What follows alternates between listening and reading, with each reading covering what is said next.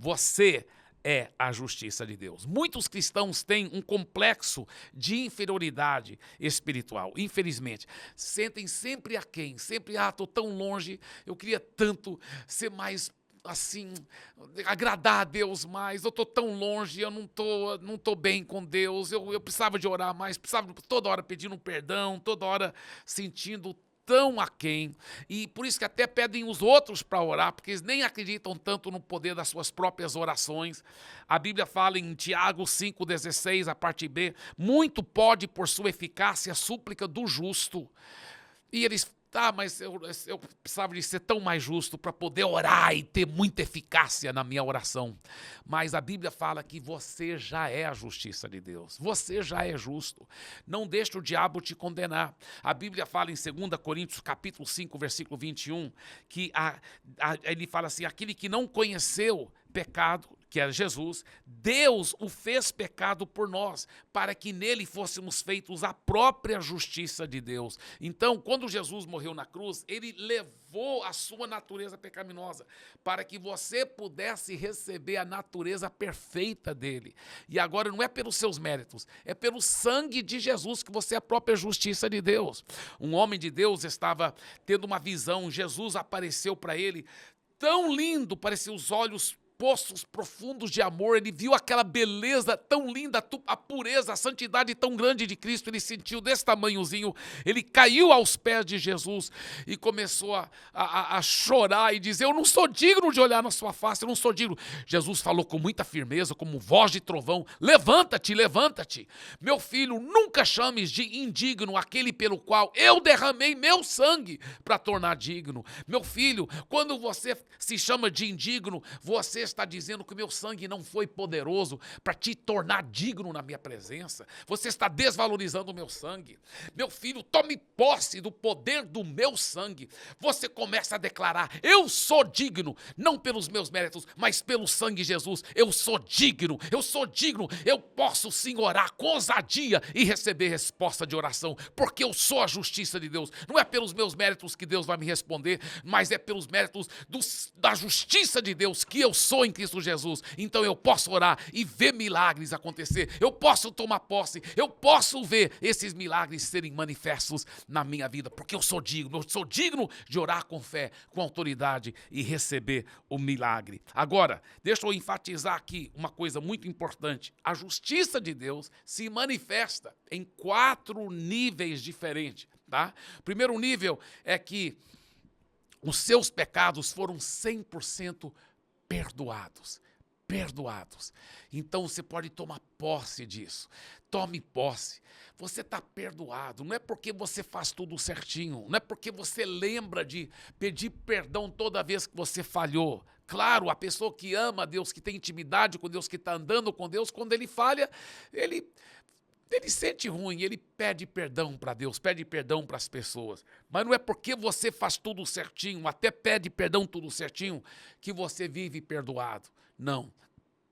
Ele te ama, ele te perdoa, mas você também caminha em intimidade com ele, tomando posse do poder do sangue de Jesus sobre a sua vida. Segundo nível, os seus pecados foram esquecidos. A Bíblia fala que Deus não lembra mais dos seus pecados. Tem muitos textos sobre isso. Um deles é Hebreus 8,12. Ele diz, pois para com suas iniquidades usarei de misericórdia, e dos seus pecados jamais me lembrarei.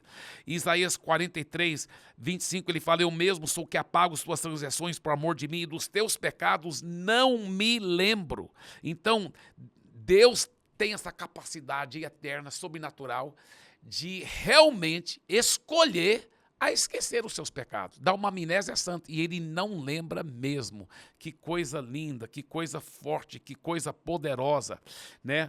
Eu tenho um amigo, um pastor de uma grande igreja que eu tenho o privilégio de discipular, não é da Past Church, mas é uma igreja maravilhosa, bem ligada a nós, e ele estava me dizendo de um irmão dele que realmente era novo convertido, tinha saído das drogas, de uma vida de imoralidade, mas agora era convertido, amando a Deus, envolvido em todas as programações da igreja, bem animado, começou a namorar com uma jovem da igreja, mas infelizmente caíram em pecado. E ele estava sentindo tão horrível, tão horrível. Ah, eu nem sei se eu quero mais seguir Jesus, eu acho que eu não dou conta mesmo, nem sei se essas coisas são de Deus. Ele estava cínico, crítico, pensando em jogar a toalha, pensando em mesmo desviar da fé. Quando alguém convidou ele para ir para uma reunião numa casa, tipo um life group, uma célula, e lá tinha alguém sendo muito usado por Deus, né? E profetizando, orando lá, como nós fazemos nossos life groups. E ele falou: Deus, se isso é de Deus mesmo, se isso for do Senhor mesmo, revela para esse homem meu pecado. E o homem de Deus que estava lá orando com outras pessoas, de repente parou, vira, ele estava parecendo no outro lado do quarto, olhou para ele e falou assim: varão, Deus tem uma palavra para você. Aí ele gelou, ele pensou: meu Deus, por que eu fui pedir isso de Deus? Agora ele vai falar do meu pecado na frente de todo mundo. Aí o homem disse assim: olha, eu vou te contar uma história. História é o seguinte, é uma história verdadeira que aconteceu numa igreja lá no interior. Um pastor, cuidando da igreja lá, uma velhinha chegava para o pastor e dizia assim: pastor, Jesus apareceu para mim, em casa. Veio, entrou na minha casa, conversou comigo, sentou na minha cama, bateu papo comigo. Pastor, meu Deus, é mesmo? Jesus fez isso? Fez, pastor. E ele, uau, que legal, como foi tudo. Só que passou alguns dias, algumas semanas, aí ela chegou de novo. Pastor, Jesus chegou de novo na minha casa e tal e tal. Aí ele começou a pensar: será que essa velhinha está inventando essas coisas, está imaginando? Aí então, uma dessas vezes, eu acho que foi na terceira vez que ela falou, ele falou assim: irmão, é o seguinte, próxima vez que Jesus aparecer para a senhora, pergunta para ele qual foi o pecado que eu fiz no seminário que eu cometi. Eu cometi um pecado no seminário. Pergunta para ele qual foi esse pecado que eu cometi.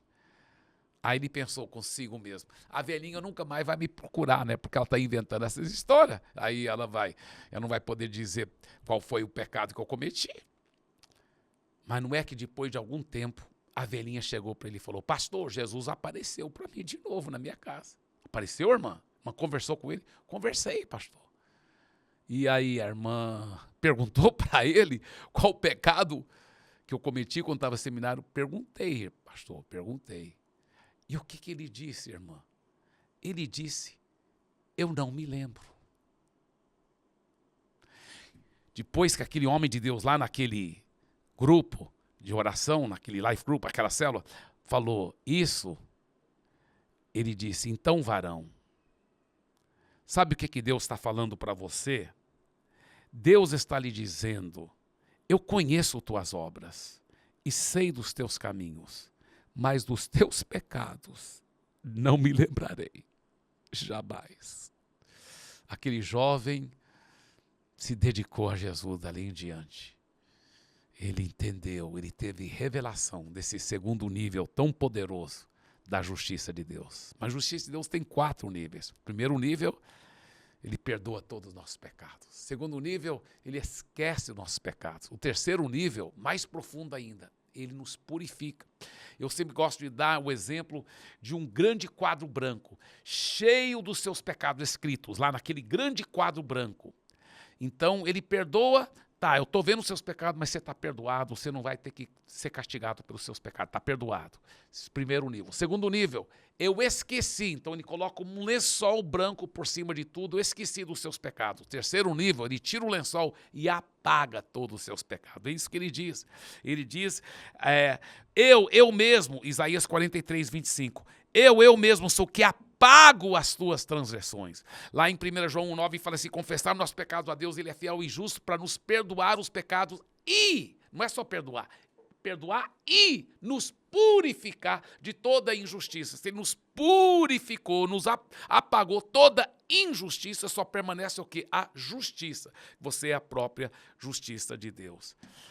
E olha só o que a Bíblia fala.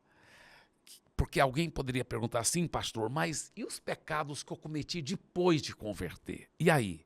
Olha o que a Bíblia diz em 1 João 1,7. Se, porém, andarmos na luz, como ele está na luz, mantemos comunhão uns com os outros, e o sangue de Jesus, seu Filho, nos purifica de todo pecado. Olha só que coisa fabulosa. Olha só o que ele está dizendo.